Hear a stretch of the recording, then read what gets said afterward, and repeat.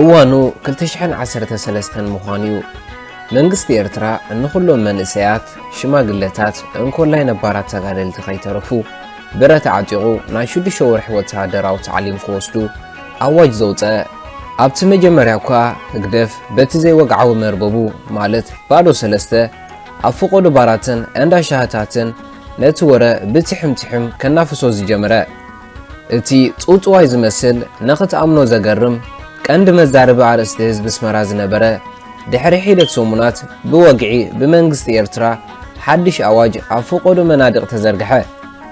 እቲ ኣዋጅ ንኹሎም ደቂ ተባዕትዮ ክሳብ 60 ዝዕድሚኦም ኣቦታት ዘጠቓለለ እዩ ነይሩ።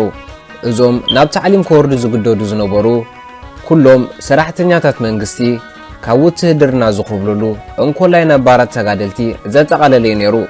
ኣብ ገለ ብዙሕ ኣባላት ስድራ ቤት ዘለዎን ገዛታት ክሳብ 5 ዝኣክል ብረት ዝተዓደላሉ እዋን እዩ።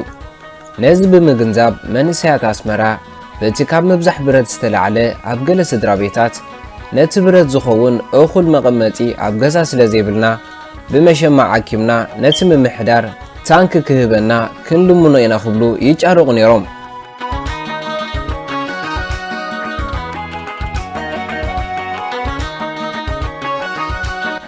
እቶም መንግስቲ ብስም ህዝባዊ ሰራዊት ዘዕጥቆም ክሳብ 60 ዝዕድሚኦም ኤርትራውያን ኣቦታት ናይ 6 ወርሒ ታዕሊም ክወስዱ ብምምሕዳራት እንዳተወደቡ እውን ናብ ዞባ ደቡብ ዲጋ ገርገራ ካልእ ዝኣመሰለ ማእቶት ክወርዱ ዝግድድን ዘሎን ኣዋጅ እዩ።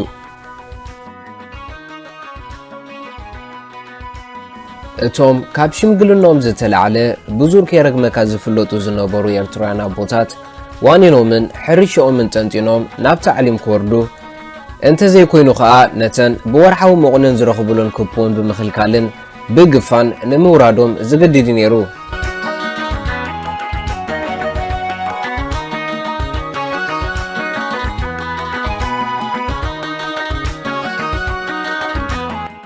ቀንዲ ዕላማ ናይዞም ህዝባዊ ሰራዊት ብንጹር እኳ እንተዘይተፈልጠ ህግደፍ ንህዝቢ ኤርትራ ኣብ ገደብ ዘይብሉ ውትድርና ጅሆ ጌርካ ንምሓዝ ዝጥቀመሉ ቀንዲ መሳርሒ እዩ።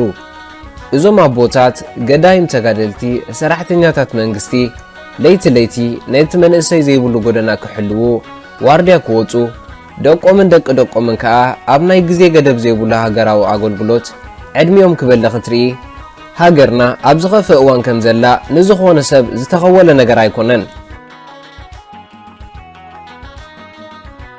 ኤርትራ ሃገርና ኣብ ትሕቲ 28 ዓመት ዝገዘአ ውልቀ መላኺ ኢሳያስ ኣፈወርቂ ትርከብ ዘላ ኮይና እታ ሃገር ባይቶ ሕጊ ውልቃውያን ሲቪካውያን ነፃ ፍርዳውያን ትካላት የብላን።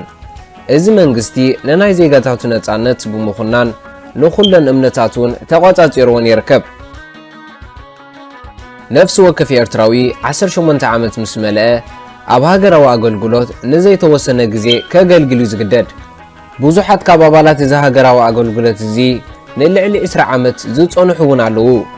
ገለ ካብዚኦም ኣብ ሲቪላዊ ኣገልግሎት ዝተመደቡ ኮይኖም እቶም ዝበዝሑ ግን ኣብ ወተሃደራዊ ኣህዱታት ተወዲቦም ኣብ ናይ ኣስገዳድ ስራሓት ንውልቃውያንን ማሕበራውያንን ፕሮጀክትታት ኣገልገልቲ ኮይኖም ይርከቡ።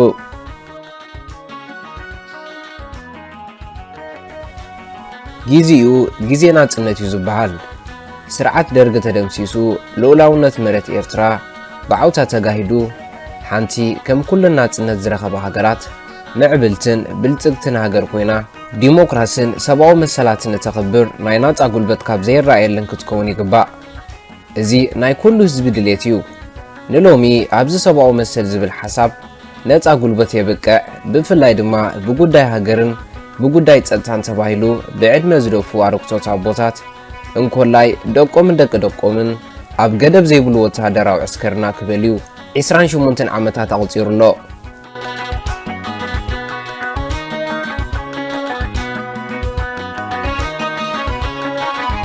ብፍላይ እዞም ብዕድመ ዝሸምገሉ ኣቦታት ብዘይ ድሌቶም ከተማኹም ሓልው ተባሂሎም ብግዴታ ኣብ ፍቆዶ ከተማታት ለይተለይቲ ኣብ ጽርግያ ክሓድሩ ኩሉ ዝፈልጦ ሓቂ እዩ። እዚ ድማ ድሕሪ ናጽነት ክኸውን ዘይግባእ ምናልባት ዘድሊ ኮይኑ ተተረኺቡውን ንስድራ ቤታት በታቲንካ ዘይኮነስ ኣገባብ መምርሒ ሕጊ ክሕዝ ፍቓድ ናይ ውልቀ ሰባት እውን ከማልእ ነይርዎ።